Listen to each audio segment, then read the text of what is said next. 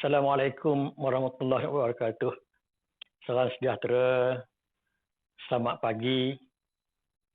Alhamdulillah pada pagi ini saya diberi kesempatan untuk sama-sama kita berkongsi sedikit pengetahuan yang saya perolehi berkaitan dengan bangunan tradisional terutama sekali di negeri Terengganu.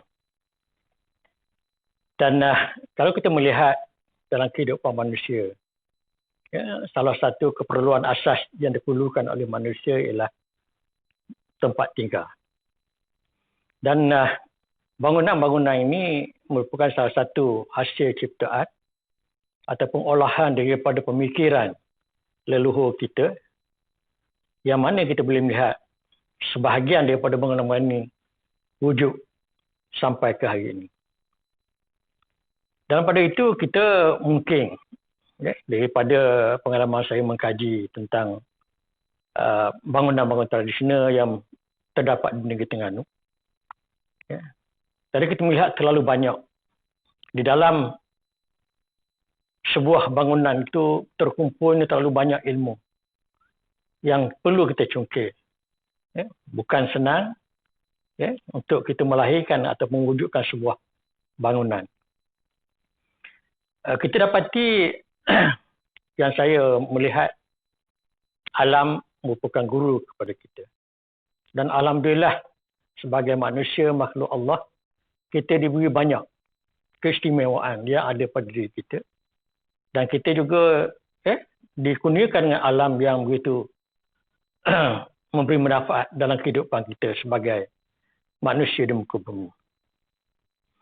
Dan kita melihat setiap bangsa mempunyai bentuk ataupun rupa bentuk bangunan mereka sendiri. Dan ini merupakan satu citra dan jati diri pada suatu bangsa.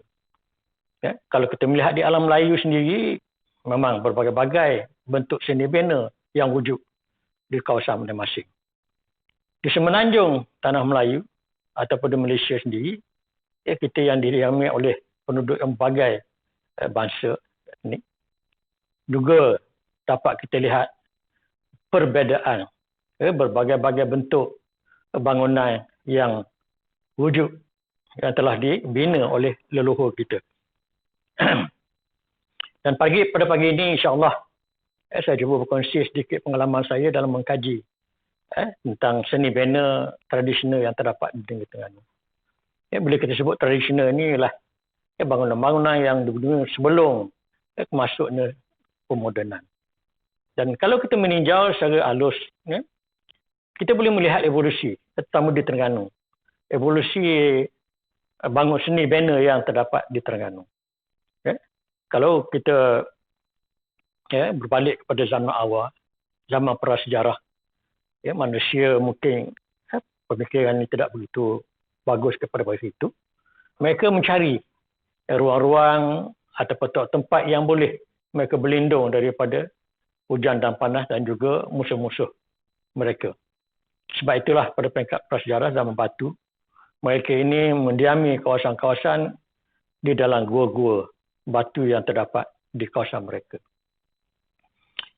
Kemudian bila masa berubah, mereka dah mula turun ke kawasan datar untuk mencari makanan, meramu makanan dan sebagainya. So mereka juga perlu tempat berlindung untuk sementara. Sebab itu kita melihat bangunan yang paling simple pada itu, pada masa ini ialah bangsa, iaitu tempat perteduhan sementara, mungkin waktu kembu sebagainya. Dan bangsa ini yang dikenali sebagai bentuk bangsa pisang sisikat. Sebab itu barulah kita mendapati perkembangan, perubahan pemikiran manusia makin maju, makin mereka lebih memikirkan. Dan alam juga menjadi guru kepada mereka. Mereka melihat binatang, ada rumah, ada sarang dan sebagainya. So, maka mulalah kita dapati mereka mula membina bangunan yang simple yang dibuat daripada batang-batang kayu bulat, mungkin daripada dalam kayu, atapnya, dindingnya, dan juga diikat dengan diikat yang paling simple yang dikenali sebagai dangal. Dan kemudian berubah lagi, kita melihat perubahan berlaku, maka wujudlah rumah-rumah yang kita kata yang dibuat dengan lebih cantik dan menarik. Jadi kalau kita melihat pembentukan evolusi rumah-rumah di Terengganu, kita bermula seperti tadi, mungkin gunakan contoh daripada pisang serikat. Kemudian dia membuat bangunan yang berbumbung panjang. Bumbung panjang ni ada juga ada dua panjang. Yang kita lihat pada peringkat awalnya, dia menggunakan pemelih yang besar. Pemelih yang besar. Yang dikenali pada orang Terengganu sebagai rumah berpelih. Rumah berpelih. Kemudian ada juga rumah yang berpelih kecil. Sebab itu dalam keunikan rumah-rumah Terengganu, bila rupa-rupa begini ni, maka mempunyai nama-nama yang tertentu. Yang tertentu. Dan begitu juga apabila perubahan ruang, penambahan ruang dan sebagainya, juga memberi nama-nama yang berbeza. Jadi senang sebagai peminat ataupun pengkaji, kita boleh dapati perbezaan-perbezaan yang berlaku pada perubahan pada bangunan ini, dia memberi nama yang berbeza. Dan begitu juga kita juga boleh melihat dari segi bangunan ini berdasarkan pada ruang. Ruang ni, kalau kita lihat ruang, dua ruang, biasanya rumah ni, rumah dua ruang. Biasanya dua ruang ni mempunyai tiangnya 6. Sebab itu bila kita bercakap rumah tiang 6, kita tahu. Biasanya rumah tiang 6 ni ialah rumah dua ruang. Kemudian perbezaan yang sebut tadi. Yang sebut untuk membezakan ada satu bangunan, seni bina ke bangunan lain, ialah bergantung kepada bumbung. Bumbung ini telah asas yang membezakan ada satu bentuk seni bina yang wujud yang dihasilkan oleh nenek moyang kita. Kemudian kita melihat, selain daripada itu, kita juga perlu melihat banyak perkara-perkara itu tadi dalam proses pembinaan. Itu juga melibatkan satu kaedah ataupun satu proses yang agak panjang untuk melihat.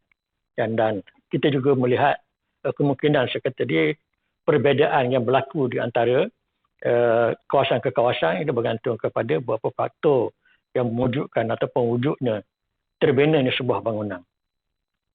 Di faktor-faktor ini yang pada pendapat saya, daripada kajian saya, kita mendapati yang paling besar ialah dari segi keadaan cuaca. Cuaca kita, kawasan kita ataupun iklim yang mempengaruhi wujudnya sebuah bangunan. Kalau negara kita yang biasanya keadaan panas dan lembap, maka bagaimana leluhur kita dan nenek moyang kita boleh memikirkan bagaimana kita melahirkan, menghasilkan sebuah bangunan yang boleh memberi keselesaan kepada kita sebagai penghuni kepada rumah. Berdasarkan, berpandukan kepada ancaman-ancaman ataupun kita kata masalah-masalah yang akan timbul, yang selalu terjadi di kawasan kita. Cuaca kita panas dan lembat, maka kita memerlukan sebuah rumah yang boleh kita duduk dalamnya dengan lebih sejuk, lebih nyaman. Sebab itulah kita buat rumah kita, rumah-rumah Melayu di kawasan ini, ialah rumah yang berpanggung dan bumbungnya ialah lebih tinggi ke atas atau berbagai jauh pada orang Terengganu. Dan ini kemungkinan ialah untuk kita memberi ruang kepada penghuni dalam rumah untuk hidup ataupun menginap dengan lebih selesa.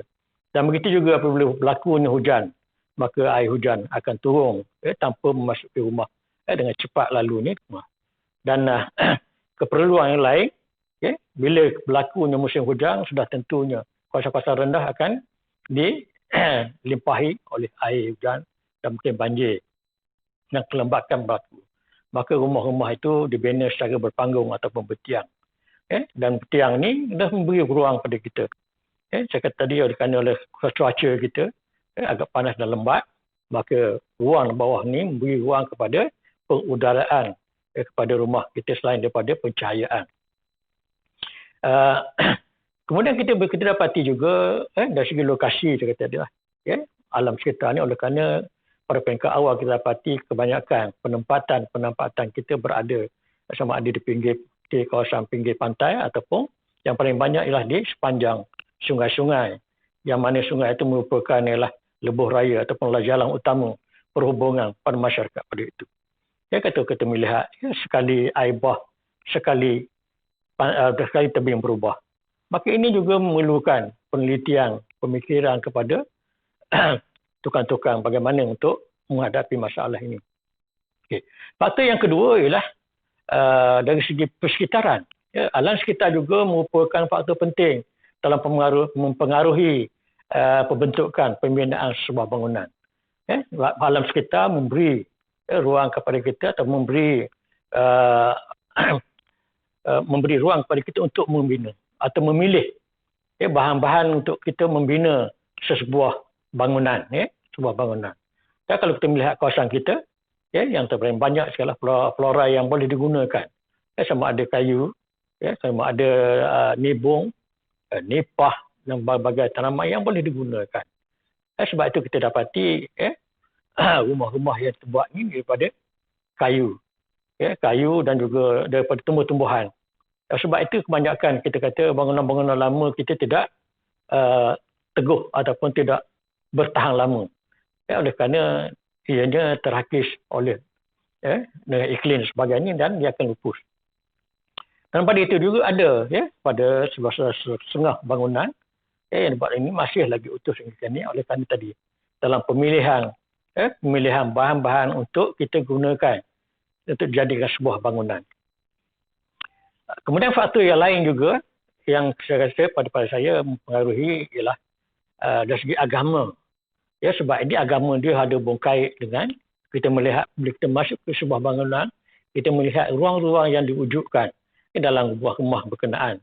Yang ada ruang saya kata yang ruang untuk dikatakan ruang untuk public, ruang untuk untuk private, ruang yang dikatakan ruang ada ruang basah, ada ruang kering, ada ruang dalam, ada ruang luar. Ini menggambarkan bagaimana sistem sosial kita yang memerlukan ruang-ruang ini.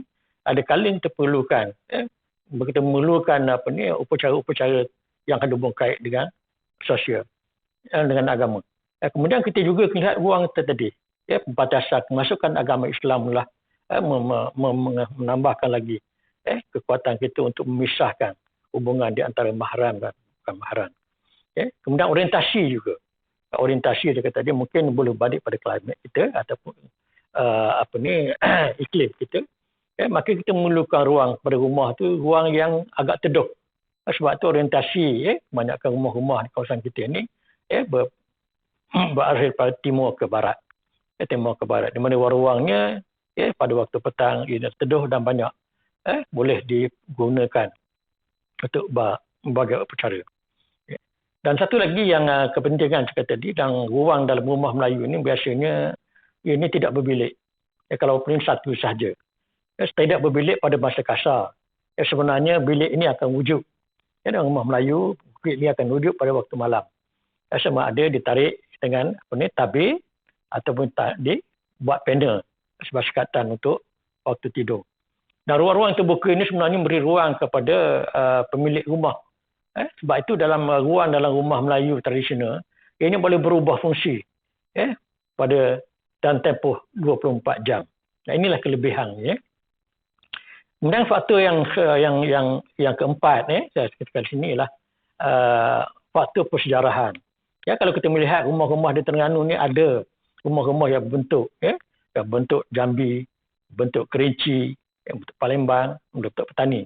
Dan ini sudah berkait saya akan melihat apa berlakunya penjarahan pada masa lalu kedatangan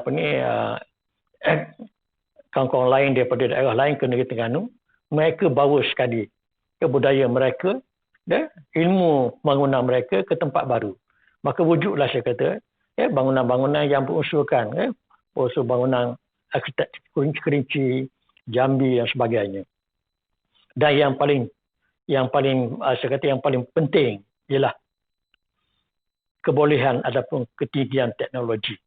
Yang inilah yang mempengaruhi wujudnya berbagai bentuk seni bina di alam Melayu ni. Teknologi ini yang biasanya kita tumpukan kepada peranan seorang tukang. So hari ini kalau kita dapati untuk membina sebuah bangunan, maka kita memerlukan beberapa kepakaran, beberapa orang, pakar-pakar tertentu. Tapi pada masa dahulu kita dapati seorang sahaja.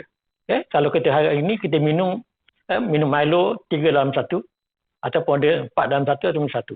Dan begitulah keadaan dahulu. Bagaimana tukang itu beraksi sebagai orang yang penting. Dialah arkitek, dialah QS, Ya, dia adalah apa itu pemborong, ya, dan dia juga adalah tukang. Jadi ini yang kita lihat, ya, dalam satu. Dan kebolehan mereka ini, ya, kebolehan mereka inilah yang melahirkan dan menghasilkan berbagai-bagai bentuk bangunan. Dan ya, daripada proses kita kata tadi memilih, daripada memilih kayu, ya, kemudian mengatur ataupun menyusun bahan-bahan itu untuk menjadikan sebagai sebuah rumah. Ya. Jadi dalam proses untuk membina rumah ni memang banyaklah. Memang banyak laluan-laluan yang perlu dilalui. Bermula saya kata daripada kita memilih, kita memilih tempat, lokasi. Ini pun penting dalam ni. Sebab itulah kita dapati orang tua kita dulu memang mereka ini cukup peka untuk mendirikan kawasan-kawasan rumah-rumah mereka di kawasan-kawasan tertentu. Sebab kita tahu banyak ancaman-ancaman kita. Sama ada tanah yang gembur dan sebagainya. Pemilihan lokasi itu amat penting bagi memastikan rumah kita akan bertahan. Kemudian dari itu mereka juga memilih, mencari bahan-bahan ini daripada kayu untuk dijadikan bangunan. Dan kayu yang dipilih ini juga ialah kayu-kayu yang agak, yang saya kata yang cukup tahan. Dan proses ini kita dapati mereka ini cukup berhati-hati dalam dalam menyediakan bahan-bahan pada bangunan. Dan untuk memilih kayu-kayu ini juga mereka ada mempunyai kepakaran tersendiri. Waktu mana nak pergi cari ambil kayu, waktu jenis ni kayu macam mana, waktu musim mana kayu ini boleh ditebang sebagainya. Dan ada pantalaran yang perlu diikuti pada mereka ini. Kemudian kita kena proses penerbangan, dia tengok juga. Bila tebang, kemudian proses menjadikan kayu dan sebagainya. Banyak cara-cara dan kaedah. Mereka menggunakan teknologi itu sendiri. Nak buat, kena bawa balak daripada hutan, bawa ke tepi sungai dulu, kemudian direndamkan dulu kayu-kayu itu untuk mengeluarkan segala bahan-bahan yang ada yang menjadikan makanan kepada serangga. Sebab itu kita dapati rumah-rumah lama yang ada, yang wujud pada hari ini memang cukup keras. Bukan saja kayu yang ditebang, yang dipilih itu cukup matang, cukup keras, dan juga telah buat treatment kepada kayu itu dengan cara ialah mereka ini merendam kayu-kayu berkenaan dalam air selama beberapa bulan. Kemudian angkat kayu itu balik ke darat dan dijemur. Dan dijemur tidak dijemur melalui ataupun pada pada cahaya matahari yang terus. Biasanya di bawah pokok-pokok supaya pengeringan secara perlahan, mudah-mudahan kayu itu tidak akan pecah dan retak. Kemudian daripada kayu yang dipilih itu juga, maka barulah dia memikirkan apakah bentuk bangunan yang nak dibuat. Proses-proses tadi yang saya sebutkan ini, bagaimana mereka memikirkan kawasan-kawasan, kalau kawasan paya, apa yang perlu dibuat. Kawasan tepi-tebing, tepi sungai, apa yang perlu kita lakukan. Sebab itu kita dapati rumah-rumah yang buat di sini berlainan. Dan kemudian untuk menahankan ni, untuk membuat ni, proses-proses. Kalau di Terengganu, biasanya kalau rumah-rumah yang besar, mereka ini telah membuat penyediaan lebih awal. Oleh kerana rumah yang kita kata tadi, rumah kita ini yang bentuk, kalau kita tahun 80-an kita dengar rumah pasang siap. Sebenarnya nenek moyang kita telah lama, beratus tahun dulu telah membuat teknologi pasang siap ni. Dan saya sebutkan tadi, sekali air bah, sekali tebing berubah. Maka rumah-rumah kita yang sepanjang tebing-tebing sungai itu sudah tentu ianya akan runtuh, akan roboh ke dalam sungai. Tetapi inilah saya kata masalah yang akan timbul, maka ada penyelesaian yang diperolehi ataupun yang dimiliki oleh tukang-tukang leluhur kita pada masa dahulu. Maka mereka itu mula membina dengan daya inovasi dan kreativiti, mereka membina dengan cara tebuk menebuk, sambung menyambung dan sebagainya kemasan. Maka dalam proses itu juga mereka ini saya kata tadi selepas ini ditapak di tapak pembinaan tu mereka telah mula. Ya, dalam proses di Terengganu mereka membuat tanggam. Ya, dalam konteks hari ini kebanyakannya penulis mengatakan tanggam ni adalah penyambungan. Ya, semua jenis penyambungan. Tetapi dalam konteks di Terengganu disebut tanggam ialah pemasangan atau pemasangan bahagian komponen-komponen rumah di bahagian bawah sementara. Ya, inilah tujuannya lah untuk supaya mereka dapat melakukan kerja lebih senang dan tidak membahayakan. Ya, maklum sajalah kalau kita lihat rumah-rumah dahulu ni agak tinggi. Kalau di Terengganu ni rumah dia tinggi, lebih kurang 8 kaki daripada tanah lantainya. Maka itulah Jadi daripada situ letak ditanggamkan ni di tapak yang nak dibina itu dengan bahagian bumbungnya, dengan bahagian tiang-tiang dan rasuk sekali situ.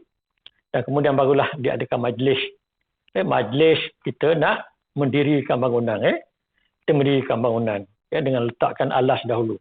Ada juga penduduk sepadan ini tidak menggunakan alas. Tiang ini ditanam. Tetapi apabila tanam di tiang, maka tiang itu ditanam. Tiang itu akan repuk oleh kerana basah dan anak-anak. Maka digunakanlah gunakan alas ataupun pelapik pada konteks orang Terengganu. Dan dinaikkan, dimasukkan ni tiang-tiang dengan dengan rasuknya sekali, maka diangkatlah. Dinaik secara bergotong royong. Rumah saya kata di rumah kita memang besar tapi ada kaedahnya. Ada kaedahnya yang guna teknologi yang digunakan oleh tukang-tukang dahulu. Bagaimana mereka ini membangunkan bangunan yang begitu dengan yang agak besar dan bahan-bahannya cukup berat. Ini ada kaedahnya sendiri. Dan menggunakan sokongan satu-satu dan sebagainya. Itulah proses-proses yang mengambil masa yang agak panjang. Mengambil masa panjang. Dan pembinaan saya kata tadi secara panel juga ada. Secara panel. Pemasangan daripada tadi. Lepas satu tiang dan rasuk dibangunkan, maka diletakkanlah bagaimana untuk menahan tiang-tiang itu kalau tidak terbalik, maka dipasang papan sokong ataupun orang kata topeng. Pakai topeng pada tiang-tiang yang angkat dua-dua itu. Sehinggalah semua tiang didirikan, barulah dimasukkan pelancar ataupun beliga ke bawah untuk menahan. Untuk menahan, barulah kita kata proses itu. Dalam konteks pembinaan kita dapati semua kerjanya bermula daripada bawah. Bermula dari bawah.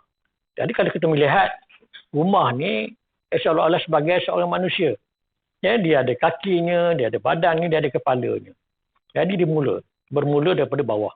Bermula daripada tiang ni, kemudian dia pergi kepada bahagian yang kedua, pembangunan dari segi dinding, dan kemudian barulah kepada bahagian bumbung. Dan komponen-komponen yang ada. Itu komponen yang ada pada tiga bahagian tadi. Yang pertama, kalau kita melihat kenapa rumah-rumah lama yang ada masih wujud pada hari ini, walaupun tinggi, tetapi tidak goyang bila kita menaiki rumah berkenaan. Dan sistem yang digunakan ialah caranya dengan cara memasang pelancar ataupun orang Terengganu kata belira di antara tiang dan tongkat. Tiang ni kita boleh dapati setengah-setengah ni kita masih kabur lagi nak mengenali yang mana tiang dan mana tongkat. Tiang ni biasanya dia akan pergi sampai ke alang. Alam ataupun orang Terengganu memanggil tenaga. Tenaga ni panggil dua, satu tenaga panjang, ada tenaga pendek. Jadi kalau kita tak tongkat ni ialah tongkat. Maksud tongkat ialah menongkat. Dia sampai kepada gelegak ataupun rasuk bahagian atas untuk meletakkan lantai. Di antara tiang-tiang tu maka adalah tongkat 2 ataupun 3 dan diletakkan sama untuk berfungsi menahan dan menguatkan bangunan atau bahagian kaki. Jadi kalau kita melihat ini berbeza kalau kita melihat rumah-rumah tadi, yang rumah menggunakan belira biasanya rumah-rumah yang tinggi rumah lama, rumah panjang yang berpeleh. Yang berpeleh tambah ada tiang 6, tiang 12 dan tiang 16. Menggunakan ini. Jadi kalau kita dah mengikat tiang-tiang di bawah, maka sudah tentulah. Kalau kita umpamakanlah kalau kita kaki kita ikat kaki ataupun kita pasung kaki kita, maka kestabilan kita akan wujud di situ. Dan inilah satu kaedah. Jadi tiang-tiang tadi ditebuk. Diproses juga tadi. Diproses pengemasan, bagaimana bangunan-bangunan yang lama, yang masih wujud pada hari ini bertahan, yang cukup kuat dan sebagainya ialah kaedah atau teknologi yang digunakan untuk membina sebuah bangunan itu. Jadi apabila ditebuk, dan tebuk ni, maka dia untuk mengemaskan. Tebukan itu maka dimasukkanlah baji. Untuk mengemaskan pelancar ataupun kayu tadi di antara tiang dan juga. Dan tujuan tebuk menebuk tadi, saya kata tadi lah untuk kita memudahkan kita apabila berlakunya. Ataupun kita nak membawa bangunan ini apabila berlaku sesuatu bencana ataupun kerosakan ataupun hampir dengan tebing sungai untuk dipindahkan. Maka kita buangkanlah dia punya yang baji-baji itu untuk kita keluarkan balik kayu pelancar tadi, maka tiang kita tidak rosak, kayu pelancar kita juga tidak rosak. Jadi itu ada peringkat awal dan sekata ada komponen bahagian-bahagian ni yang sekata di tiang-tiang tadi. Bahagian tiang dan selain daripada pelancar kita ada gelegar ataupun rasuk pada rumah-rumah yang kita kemudian lah. Di setiap komponen ini dia ada struktur tadi dia mempunyai fungsi-fungsinya tersendiri. Rasuk ataupun gelegar digunakan sebagai alas kepada lantai sesebuah bangunan. Kemudian ada lagi bahagian itu, bahagian-bahagian tadi. Pengemasan dilakukan. Di sini juga bahagian bawah ni, dia kaki ni juga ada tangga biasanya. Dan tangga pada rumah-rumah Melayu tradisional dia sekurang-kurangnya kita ada 2 tangga. Satu tangga depan dan satu tangga di belakang. Okey. Dan satu konsep pada rumah Melayu Terengganu. Mereka ini tangga-tangga yang dibina biasanya tidak langsung kepada rumah. Kebiasaan ini diletakkan pelantar ataupun kita panggil orang Terengganu kata lakukan lambung. Lambung ni lah satu tingkat di bawah daripada bangunan rumah. Kemudian di situ juga yang disebut dengan tangga tadi, dan tangga ni macam-macam lah bentuk tangga yang dibuat, ada yang simple, ada yang cantik sebagainya. Kemudian dihiasi ataupun dipagari, disepadani setiap-tiap ruang yang ada tu untuk mengemaskan kedudukan sempadan. Setiap-tiap buah rumah tu dipasang dengan bendor. Bendor inilah satu kayu panjang yang mungkin berfungsi untuk menentukan sempadan sesebuah bangunan, sebuah kawasan. Dan dia juga sebagai satu alat untuk menutup bahagian hujung lantai. Dan ini nampaknya lebih kemas. Lepas tu barulah kita dapati selepas dari saya tadi tiang-tiang itu dinaikkan sebagai itu, dinaikkan, maka dia masuklah seperti tadi yang alang bahagian atas tu mengetakkan. Dan barulah dinaikkan dinding. Ada yang masukkan dinding dulu, ada yang masukkan atap dulu. So dinding-dinding ni yang dibina secara panel untuk diangkat. Dan kita ada teknologi. Mungkin kita dapat bagaimana kita kata orang-orang mertua kita dulu menaikkan kayu-kayu, naga ataupun kita panggil alang yang besar ke atas bangunan tinggi. Hari ini senang, kita ada crane sebagainya boleh angkat. Tapi bagaimana nenek moyang kita dahulu menaikkan barang-barang begitu berat ke atas bumbung. Okey. Kalau kita melihat gambar itu saya sebut tadi, gambar yang terpapang itu merupakan inilah tanggam pada orang Terengganu. Pemasangan kerangka-kerangka bumbung di bawah, di tanah. Ini untuk memudahkan mereka atau untuk mengelakkan bahaya yang berlaku. Ini pada rumah potong Belanda. Rumah potong Belanda. Kalau kita tengok rumah ni, ini kekuda. Dia ada komponen-komponen berbeza pada rumah-rumah. Kalau pada rumah bumbung panjang dan bermelek, ini dikenali sebagai kasar jantan dan kasar betina. Pada rumah potong Belanda, ini banyak yang menggunakan kekuda. Kekuda. Okey. Jadi saya sebut tadi lah, dinding-dinding tadi. Kemudian kita bagaimana memilih bahan-bahan tadi. Bahan-bahan untuk dibuat dinding rumah. Ada saya kata tadi, kalau tengok rumah-rumah kita, ada yang dibuat daripada buluh, ada dinding yang buat daripada kulit kayu, ada yang dibuat daripada daun-daun kayu. Okey, macam ni tengok ni. Ini pun satu sebuah bentuk rumah yang dibuat daripada daun nipah dinding daun nipah, atap daun nipah. Itu pun satu di antara contoh yang ada lah. Ini daripada kulit kayu. Kulit kayu juga pernah digunakan sebagai dinding kepada sebuah rumah ya. Rumah. Okay. Jadi ini dinding daripada buluh ya. Dua jenis buluh yang ada pada rumah begini. Satu yang dinding kita kata iaitu dinding pelupuh ya. Dinding pelupuh tu yang dijaling, yang dianyam. Ya. Kemudian satu sebuah lagi itu sebahagian dapur dia menggunakan dinding sasak. Ya. Rumah ini ialah 99% bahan ini dibuat daripada buluh. Ini kehebatan kita kata tadi. Jadi rumah-rumah ini boleh dibina ya.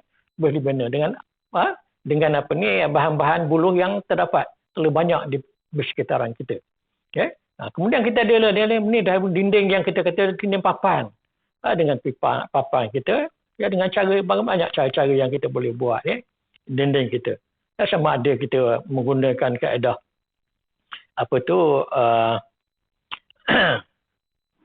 okey. Ini dinding buluh kita menggunakan sama ada pemasangan secara berdiri ataupun melintang. Yang dikenali dengan kaedah kita kata daun susun sirih ya. So kalau kita tengok rumah ni itu dindingnya ya dinding janda berhias. Ini ya kalau konteks rumah tradisi Terengganu, dinding ini ya dinding yang paling cantik ya yang pernah dihasilkan oleh Tuan Terengganu untuk rumah-rumah ini. Kalau rumah ni kalau orang Terengganu mengenali ni ialah rumah bujang berserambi selasar. Ini juga saya akan sentuh kemudian. Ya saya kata tadi pada peringkat awal tadi, apabila rumah itu diperbesarkan, ditambah ruang dan sebagainya, nama dia akan bertukar. Dia bertukar. Ini keunikan daripada rumah-rumah. Ada senang. Sebenarnya memberi kesenangan kemudahan pada kita untuk mengenali jenis-jenis rumah yang ada. Orang sebut rumah ni kita dah dapat gambaran. Ini bentuk rumah ni ya. Saya kata dia dinding-dinding juga kita tadi sama ada dibuat secara ni cara panel ya. Kalau dinding jadi berhias ni buat secara panel dan boleh sekeping-sekeping untuk dinaikkan. Kemudian yang dinding saya kata tadi dinding cara dia buat cara berlidah ya, berlidah. Kemudian ada dinding yang dicampur di antara buluh dengan kayu ya. Lebih banyak kita tengok ni. Ini banyak ya. Tapi pada hari ini saya rasa agak suka lah. Agak suka kita melihat rumah-rumah yang ada dinding daripada kulit kayu. Ya, rumah daripada dinding pelupuh daripada ni. Sebenarnya pada masa dahulu kita dapati inilah ya. Kalau rumah-rumah bagi mereka yang berada yang beruang, rumahnya daripada kayu, dinding-dinding kayu, tapi rumah pada orang yang kurang berada biasa ini daripada dinding buluh dinding buluh. Bila disebut bahagian dinding rumah. Bila dinding rumah ni dia biasanya dia akan ada bahagian pembukaan. Pembukaan dinding ni ada dua situ pembukaan yang selalu yang mesti ada. Pertama dikenali sebagai pintu. Yang kedua ialah sebagai tingkap. Tingkap ni terbagi pada dua. Ada tingkapnya, tingkap kecil dan tingkap labuh. Tingkap labuhnya dia punya ukuran bersamaan dengan pintu. Apa beza di antara tingkap labuh dengan pintu? Pintu biasanya dia menghubungkan di antara satu ruang ke ruang yang lain. Ataupun pintu akan menghubungkan kepada yang lambu ataupun yang tangga. Tingkap labuh ni tidak menghubungkan mana. Cuma dalam konteks ini, dia ada matlamat-matlamat tentu tujuan-tujuan dia buat tingkap labuh oleh kerana dia kata dia perudaraan dan pencahayaan so, kita perlukan penebuk kita di ruang-ruang bukaan kepada dinding tadi sebab kalau rumah kita bila kita tutup kita tutup tingkap tutup ini maka rumah kita akan gelap maka ruang dalam ni akan menjadi panas dan sebagainya dan kita tidak selesa duduk dalam. Maka adalah pelarian ataupun cara untuk mengelakkan daripada cuaca dan nak rimas dalam rumah tadi. Maka itulah kita dapati kemudian daripada selain pada peringkat awal dulu sebenarnya tingkap dan rumah tradisi ini tidak banyak. Dia tidak banyak. Sebab pada konsep orang Melayu dia kata apa yang ada dalam rumah itu hanya keluarga dalam rumah itu saja yang tahu. Seolah-olah apa yang ada dalam perut kita. Dalam perut ni hak kita. Maka dia tidak keluarkan ni untuk orang luar tahu dah ni. Kemudian pada akhir-akhir ni kita dapati memang dah mula berubah. Bersama tadi, maka wujudlah tambahan-tambahan yang dibina kepada bahagian dinding sampai ada secara tebuk yang dikata untuk tujuannya pengudaraan dan pencahayaan. Makalah wujud ni ditebuk ini untuk kita bagi hiasan kepada bangunan. Sama ada dalam bentuk pada peringkat awal kita melihat kosmos alam kita. Kita buat bulat, Kita buat bintang, kita buat bujur. Itu itu pada peringkat awal. Kemudian perubahan kita berlaku. Manusia suka yang cantik, kecantikan. Jadi tadi kecantikan makin timbullah. Ukiran-ukiran, hiasan-hiasan pada dinding kita. Daripada peringkat awal saya kata. Jadi, maka wujudlah kita. Nak tengok yang cantik, maka dia mulalah membuat ukiran-ukiran dalam bentuk flora. Flora dan tumbuh yang menjalar dan sebagainya. Dan kita tengok perubahan lagi berlaku dalam pemikiran manusia dengan kedatangan agama dan sebagainya, maka dia masukkan unsur-unsur tadi. Tapi fungsinya masih lagi sama, iaitu pengudaraan dan percahayaan, tetapi dari segi motifnya berbeza. Berbeza. Daripada kosmos tadi, bertukar kepada flora, kemudian bertukar lagi kepada kaligrafi. Ini saya termasukkan Islam, yang mana doa-doa yang diletakkan pada rumah-rumah itu untuk kita baca, untuk penghuni itu baca. Bila nak keluar rumah kita baca, bila nak masuk ke rumah pun kita baca. Itulah sebagai peringatan pada kita yang memohon kepada perlindungan kepada rumah dan penghuni yang berada dalam rumah. Dan biasanya kedudukannya, benda ayat-ayat ini berada di bawah di atas jenam pintu. Jenam meter besar dan juga bahagian dinding. So itu adalah bahagian-bahagian saya kata yang dalam berkaitan dengan dinding. Dinding ini ialah macam perut kita lah. Dinding. Kemudian kita pergi beralih pada bahagian atas. Bahagian atas ni banyak lagi. Bahagian bumbung. Bumbung ni kata sebagai kepala. Kepala seorang manusia. Bumbung. So di bumbung ni dia ada komponen dia. Ada yang besar tu. Yang besar dia kata. Di atas kita tadi yang bahagian bumbung. So bahagian bumbung ni dia ada. Kita katakan bermula dengan apa ni, kasau. Yang merupakan pemenahan, pembukaan sebuah bangunan.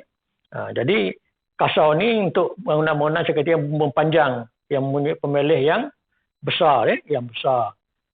Jadi yang kasau ni ada dua jenis kasau. Satu kasau jantan dan satu kasau betina. Untuk rumah bumbung panjang berpemelih. Dan kemudian untuk kekuda.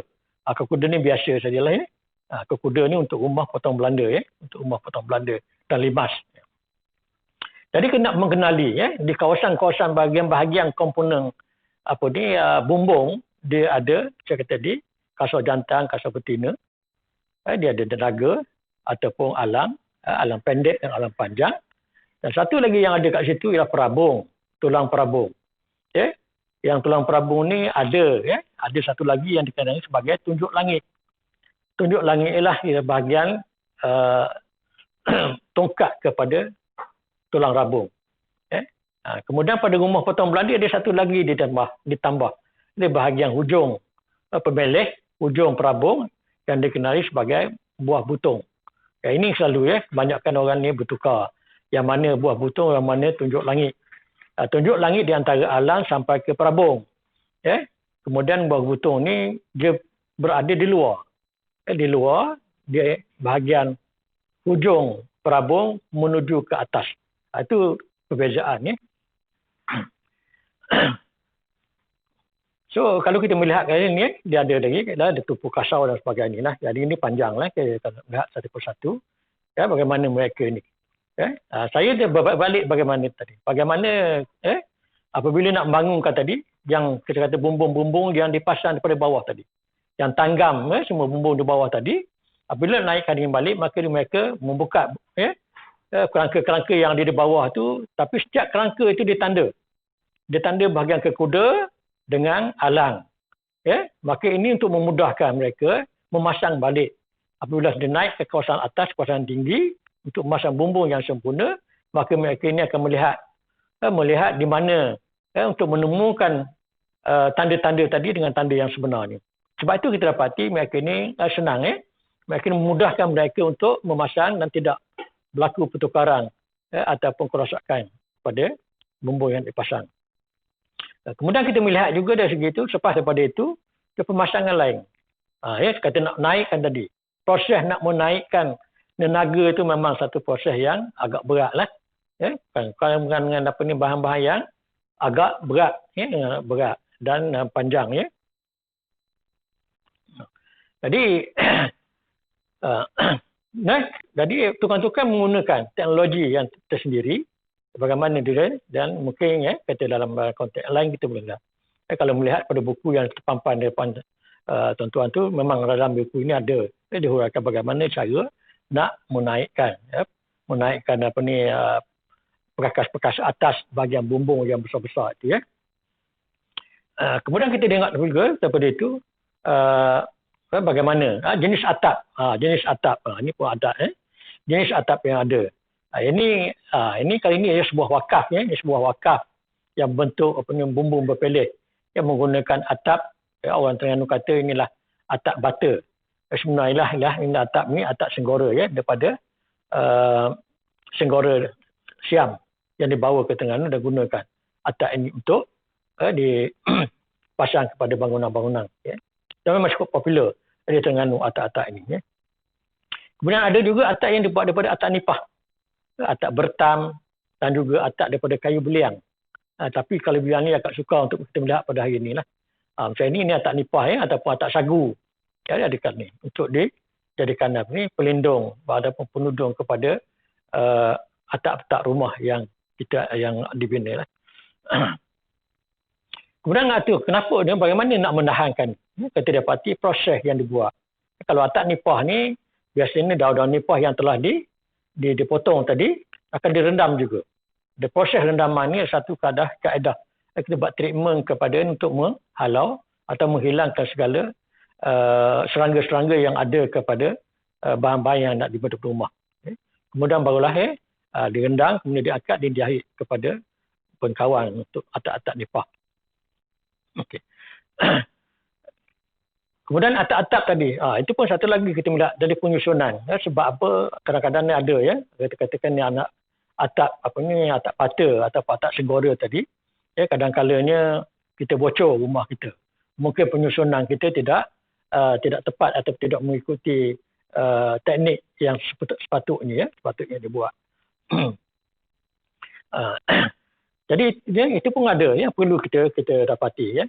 Pada hari ini cukup suka untuk kita dapati atap-atap senggora ni lagi, dan maka kita dah berubah menggunakan atap tai yang baru ya.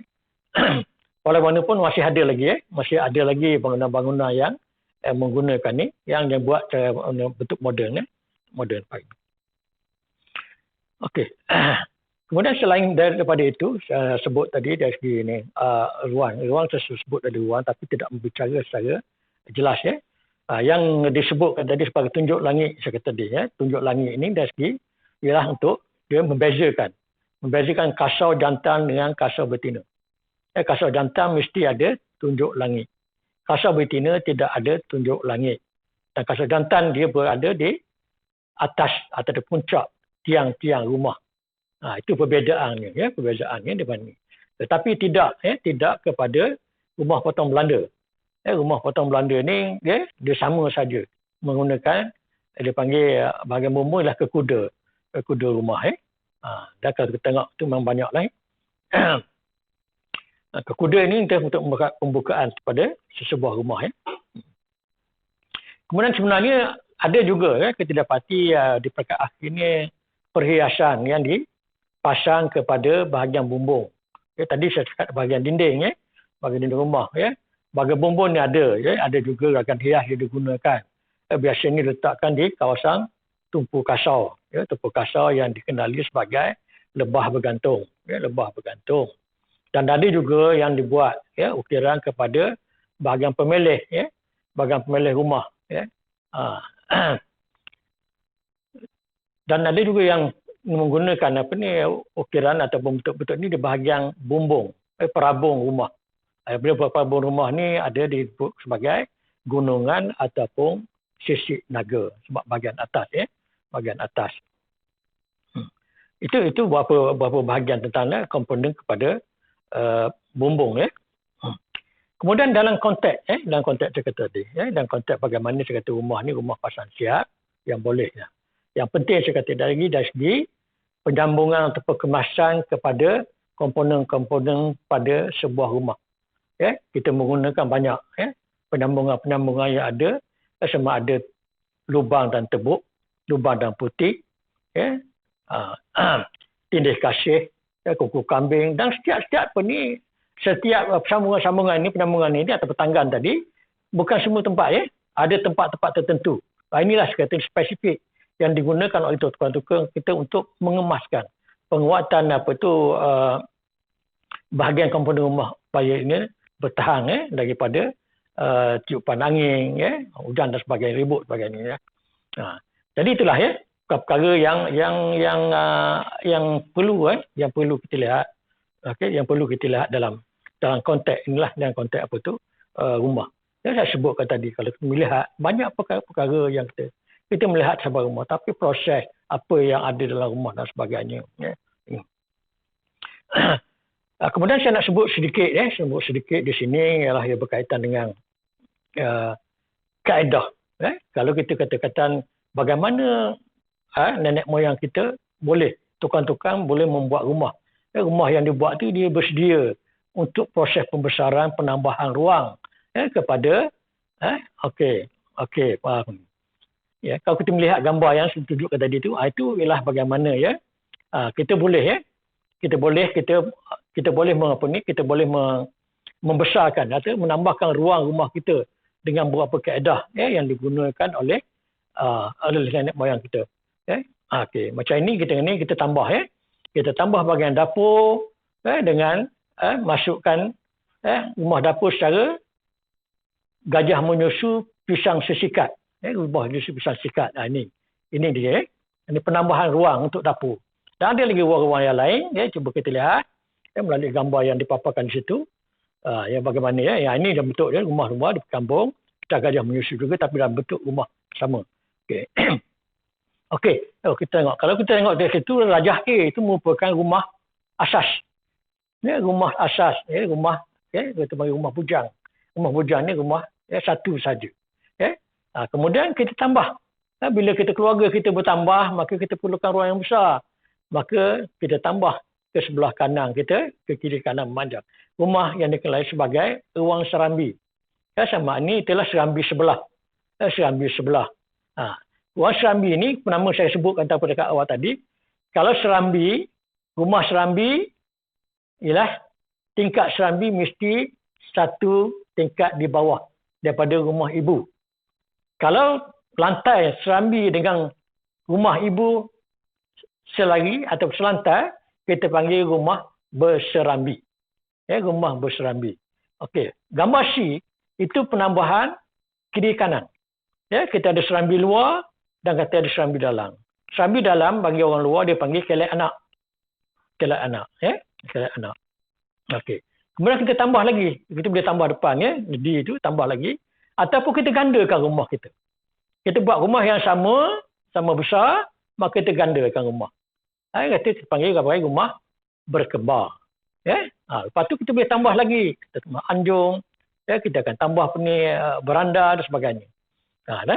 Okey, yang F dia. Kemudian ada lagi perkara yang diunikkan. Itu kita tengok. Bagaimana sebuah rumah asal tu boleh dibuka ruangnya sekeliling bangunan ini. Semua ni cara boleh ditambah. Dan penambahan ruang-ruang rumah ini bukan saja dari kalangan ataupun bentuk seni bina yang sama, malahan boleh dicampur beberapa jenis seni bina untuk kita lakukan dalam penambahannya. Okey, saya nak tunjukkan sedikit tadi. Kita tengok sistem ukuran. Sistem ukuran kalau kita lihat simple. Orang tua kita simple belum datang peralatan moden peralatan moden untuk kita mengukur sebagainya. Kita tengok tu. Yang kita ada, ini nak Allah pada kita manusia, banyak benda-benda yang ada pada panca indera kita boleh kita gunakan untuk bagaimana kita gunakan untuk pengukuran. Pada masyarakat dulu dia gunakan ni. Panca indera yang ada pada diri kita untuk daripada jari kita, daripada lengan kita, kemudian daripada itu ada nama-nama tersendiri. Nama-nama sendiri ni yang hebat ni kata-katanya, yang ada ni dengan nama-nama dia. Ini dan kadang-kadang kita ukur tu ketepatan tu ada. Keseimbangan tu ada. Sebab itu dalam sistem ada pernah orang tanya kita, dalam buat apa-apa ni adakah kita menggunakan sistem mirror image? Imbasan. Memang untuk keseimbangan dia mesti balance. Mesti kita kata mirror image, lipat dua dengan nampak sama. Maka rumah kita seimbang, tidak. Ini kita tengok ni bagaimana ketinggian yang ada pada kita untuk ukur tinggi. Dia ada kaedah. Ukur tadi, yang tadi untuk panjang dan pendek.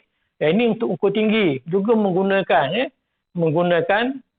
panca indera kita ataupun tubuh badan kita sebagai alat untuk pengukuran.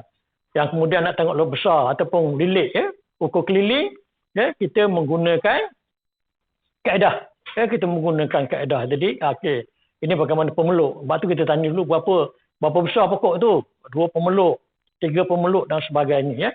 Itu dia kaedah. Dan dia ada. Tengok diameter dan sebalik. Okey, itu dari segi kaedah itu. Yang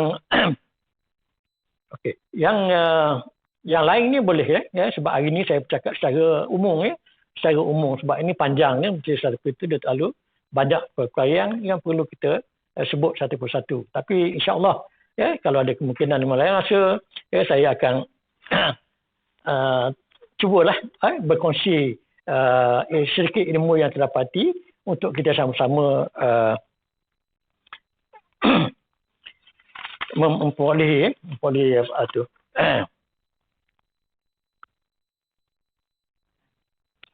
Okey. Ada persoalan yang ditanyakan kepada saya ini, adakah rumah bujang berserambi ini kira sebagai rumah ibu atau tidak? Saya ini memang satu sentiasa menjadi persoalan. Kita kena melihat sebut tadi. Cuba tunjuk gambar balik tadi. Bagaimana kita bermula? Bagaimana kita bermula? Ini selalu kita confuse antara rumah berserambi dengan rumah serambi. Ini orang confuse banyak. Tadi soalan betul ni, rumah bujang berserambi adakah dikira sebagai rumah ibu? Ni macam rumah ini ini rumah ini kita tengok. Ini rumah ini adalah rumah bujang berserambi selasa. Tapi mana rumah ibunya? Rumah ibunya ialah bahagian pemelih atas yang pertama. Yang paling tinggi. Itu ialah rumah ibu. Serambi inilah bahagian tambahan. Bahagian tambahan. Jadi dia bukan rumah ibu. Dia bukan rumah ibu. Jadi rumah ibu ni bahagian tengah. Bahagian tengah tu rumah bumbung yang ada tiga lapis bumbung ke sini. Itu yang pertama. Jangan kita tu. Sebab itu saya kata dalam konteks rumah Terengganu dia boleh tambah ruang, dia akan beri nama yang berbeza. Nama yang berbeza. Kita faham, kita tahu. Dia tersebut rumah berserambi, rumah serambi. Kat mana? Apa beza dia dua-dua itu? Itu yang berkembar. Itu yang berkembar tadi.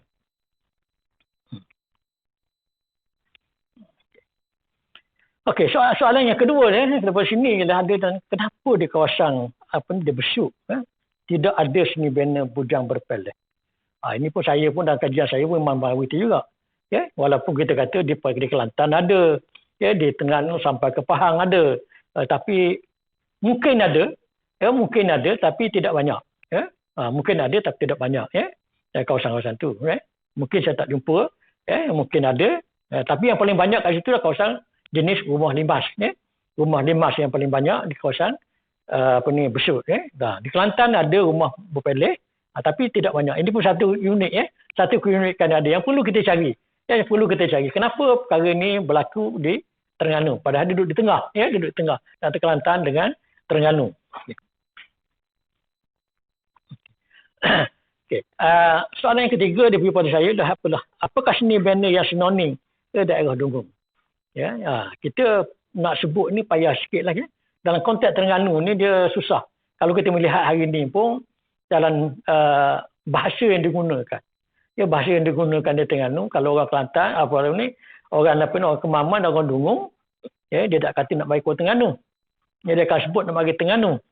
Jadi seolah-olah dia bukan sebahagian dari Terengganu. Jadi ini ada satu keunikan lah. Ada keunikan. Tapi rumah saya kata dia. Kalau kita melihat di Kemaman, rumah-rumah bujang semua ada. Di Dunggung sangat ada. Rumah bujang pun ada di Dunggung. Rumah di Kemaman pun ada. Tapi yang saya kata paling banyak perubahan. Saya kata dia secara evolusi kita dapati pada peringkat awal rumah-rumah ini bermula daripada bangsa Islam Sikat, lepas tu rumah bujang kemudian pergi pada rumah potong Belanda rumah 5 bungkus. 5 bungkus ni kenapa dia panggil 5 bungkus oleh kerana rumah 5 bungkus ni adalah rumah perabung 5. Oleh kerana tertutup ke seluruh bahagian pada orang Terengganu dia panggil rumah 5 bungkus. Secara ianya tertutup perabung 5 tertutup. Saya selalu bergurau dalam hal limbas ni. Daripada limbas ni mungkinlah saya kata ni oleh kerana kita ni belajar dalam bahasa Inggeris. Bila satu singular, so lebih pada satu panggil plural. Maka lima ni nak sangka ni lebih pada satu dia tambah S. Tapi sebenarnya pada itu gurauan saya lah. Tapi sebenarnya ialah memang kalau kita tutup rumah kita bungkus, kita rasa rimat oleh kerana pengudaraannya kurang dalam rumah. Itu kemungkinan. Tapi bila saya kata tadi perubahan berlaku, saya seronok juga bila kita mengkaji bagaimana perkembangan evolusi rumah-rumah ni. Rumah-rumah ni kita lihat saya kata tadi, bila yang terakhir kita dapati rumah potong Belanda. Potong Belanda ni rumah kemudian. Rumah potong Belanda ni dia agak comel, cantik, banyak jenis. Banyak jenis dan menggunakan tingkat yang banyak. Ni kemudian sebab tu dalam konteks membicarakan ni memang cukup banyak. Sebagai rumah Haji Su tu, itu rumah, kita kata rumah potong Belanda. Kemudian daripada situ berubah lagi. Itu kita kata dalam evolusi. Daripada rumah ni wujud pula rumah bumbung panjang tetapi dindingnya. Dinding rumah ni dia sampai ke alang. Sampai ke bumbung. Dia sampai ke bumbung. Rumah sampai ke bumbung. Kemudian berubah. Ada lagi rumah baru. Ini rumah bujang barat. Rumah bujang barat berkembar. Rumah bujang barat. Ada satu lagi yang ni rumah. Lepas saya kata dia rumah panjang. Dinding ke atas. Ada satu rumah baru lagi. Kita panggil rumah pisang sesikat berkembar. Ini banyak. Tengok dalam tahun 70-an, 80-an banyak rumah-rumah ni. Tapi yang akhir yang terkini, kita dapati ada pula rumah. Baru ni, mungkin tidak bertiang tetapi rumah berbentuk pisang sesikat. Tapi itu seronok tu kata. Bila kita mengkaji tercemena ni, perubahan-perubahan yang berlaku. Tapi itulah jadi kita melihat dalam mengkaji ni dia tak habis. Dalam kita mengkaji tentang sembilan ini cukup banyak perkara tadi. Saya belum masuk lagi perkara dalam kata simbolisme. Simbolisme yang ada kepada expression kepada seni bina. Ini mungkin saya rasa oleh kerana bahasa kita juga agak terhad hari ini. Mungkin kita akan jumpa lagi di siaran yang lain. Dalam perkara banyak lagi. Sebab tu saya kata membicarakan tentang rumah ni bukan sebagai kotak. Tapi rumah ni menggambarkan ialah kehidupan masyarakat, sesuatu masyarakat yang memiliki bangunan tersebut. Jadi saya rasa ini perkara yang banyak ni. Yang banyak yang perlu kita kaji. Banyak kajian mungkin penemuan-penemuan yang terbaru. Sebelum lagi saya sebut kenapa dia buat ni, kenapa dia buat macam ni, yang tidak macam ni. Itu sebab. Yang penting pada kita dapati bahawa nenek moyang kita ni orang hebat. Orang hebat. Mereka cipta dan menghasilkan suatu ciptaan mereka bukan saja-saja. Dia ada falsafahnya, ada matlamatnya sendiri. Bukan kata buat main-main, tidak. Dia ada matlamat di sebaliknya. Sebab tu kita melihat setiap hasil dia ni apa falsafah di sebaliknya. Yang ini memerlukan masa yang agak panjang lah untuk membicarakan tentang hal ini. Kita mencungkir balik, menggali balik pemikiran bagaimana nenek moyang kita, tukang-tukang kita tu, bijak pandai kita dalam seni bina, melahirkan sebuah bangunan yang kita kata boleh sesuai sepanjang zaman. Jadi itulah saya rasa untuk pagi ni, kali yang pertama ni, sedikit sebanyak saya boleh berkongsi dengan apa yang saya terima, apa yang perolehi daripada kajian saya selama ini. Dan insya-Allah kita saya perlukan feedback dari rakan-rakan lain untuk kita menambahkan. Untuk kita menunjukkan kepada masyarakat umum inilah hasil pemikiran, kehebatan yang dimiliki oleh nenek moyang kita, yang mana kita dapat hari ini sebagai generasi pelapis kita dapat melihat hasil-hasil mereka secara yang ada depan mata kita, tapi kita tidak menyelami apa yang ada di sebalik proses pembentukan sebuah bangunan yang unik kepada kita hari ini. Jadi itulah untuk hari ini. Saya minta maaf sebanyak-banyak sekiranya apa yang saya kata tidak menepati kehendak tuan-tuan dan puan, dan kita boleh berkongsi dalam hal ini. Banyak perkara lagi yang perlu kita selidiki, kita bedah apakah bidang-bidang lain yang kita miliki hari ini, yang kita ada pada hari ini untuk kita kongsi bersama, termasuk daripada generasi yang akan seterusnya.